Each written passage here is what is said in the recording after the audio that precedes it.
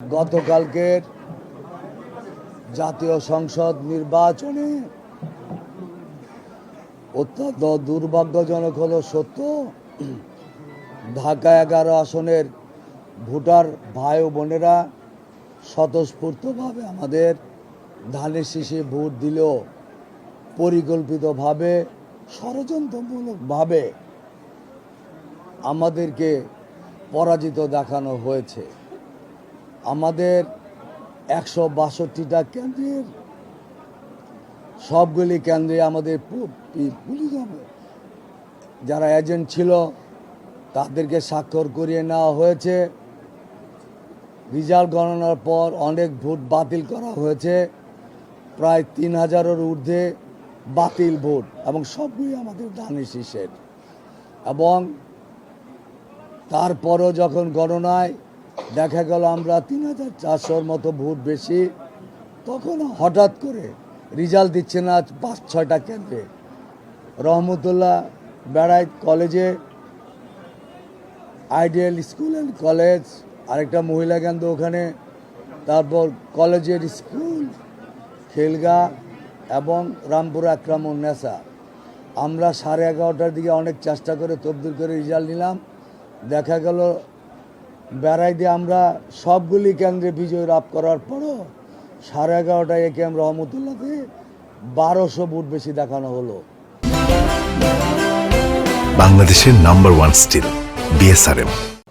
তারপর 1500 ভোট বেশি দেখা হলো আইডিয়াল স্কুল অ্যান্ড কলেজ 11:30টায়, মহিলা কলেজে 500 এবং একরামুন্নেসা 700, কলেজের স্কুলে 500। এরকমভাবে প্রায় 3500-এর মতো করার পরও দেখা গেল যে আমাদের তারপরও বেশি। তখন তারা করলো, ইলেকশন কমিশনে অ্যাপ্লিকেশন করলো, আমার অপোজিশন পার্টি, তারা রিকাউন্ট চায়। এর মধ্যে রাত্র আমরা 12টার দিকে দেখলাম যে পোস্টাল ভোট থেকে তাকে বেশি দেখানো হলো।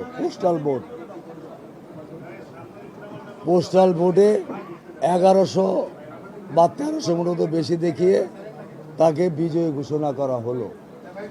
আরও দুঃখজনক, সকল 11 আসনের নির্বাচনী কেন্দ্র বাদ দিয়ে ইউনূস সাহেব আমার নিজের কেন্দ্র, আমার বাড়ির পাশে, আমি সেখানে ভোট দিয়েছি, বাড্ডা হাই স্কুলে। কালকে উনি পরিদর্শনের নাম করে 2 ঘন্টা আগে এসএসএ পাঠাই দিছে। এখানে কোনো লোককে সেখানে ভোট দিতে দেওয়া হয় না।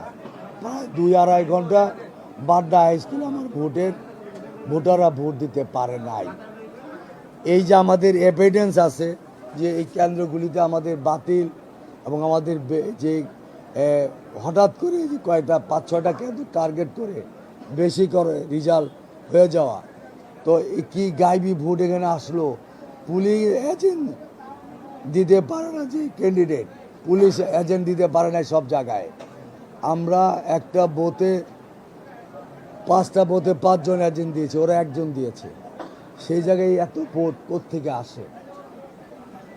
দুঃখজনক হলো স্বৈরাচারের পতন হয়েছে, স্বৈরাচারের দূষর সেই পলিসি, তার এজেন্টরা বাংলাদেশে এখনো আছে। সেই কারণেই ঢাকা 11 আসনে আজকে ইঞ্জিনিয়ারিং করে ভোটে এটা করা হচ্ছে। প্রথম চেষ্টা করেছিল বাতিল, তারপরে চেষ্টা করেছে কিছু কিছু করে বেশি করানো, তারপরে ওরা যখন অনেক ভোটে কিছু কেন্দ্রে করানো হয়, তারপরে আমরা যখন 3400 ভোট বেশি থাকি, তারপরে তারা যায় ইলেকশন কমিশনে, তারপরে তারা পোস্টাল ভোটে এটা করে করা হয়। নাহিদকে তাদের আনতেই হবে। আমাদের কথা হলো একটা বিতর্কিত নির্বাচন করে এত বছর পরে এই বর্তমান সরকার তার গ্রহণযোগ্যতা মানুষের কাছে নষ্ট করেছে। আমরা এটার জন্য ধিক্কার জানাই।